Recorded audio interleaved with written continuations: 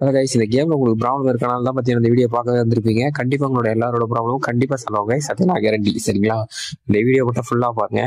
இந்த வீடியோல பார்த்தீங்கன்னா அதுக்கான டீடைல்ஸ் இருக்காது. ஏன்னு பார்த்தீங்கன்னா ஆல்ரெடி நான் அதுக்கான வீடியோ போட்டுட்டேன். அதுக்கான டிஸ்கிரிப்ஷன்ல லிங்க் கொடுத்துருக்கேன்.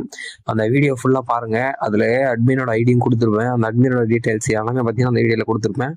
கண்டிப்பா அந்த வீடியோ பாருங்க. எல்லாருமே உங்களோட ப்ராப்ளம் சால்வ் பண்ணிக்கங்க. சால்வ் பண்ணதும் பார்த்தீங்கன்னா கமெண்ட்ல மட்டும் வந்து போட்டுருங்க. இனிமேல் நான் சால்வ் பண்ணிட்டேன் ப்ரோ, இந்த மாதிரி வந்துடுச்சு எனக்கு அப்படின்ற மாதிரி போட்டுருங்க. மற்ற வீடியோலாம் பார்த்து அது கொஞ்சம் யூஸ்ஃபுல்லாக இருக்கும். சரிங்களா? இந்த வீடியோவில் ஏன் போடலான்னு பார்த்தீங்கன்னா ஆல்ரெடி அது போட்டுட்டேன். திரும்பி அதே கான்செப்டே போட முடியாதுல்ல.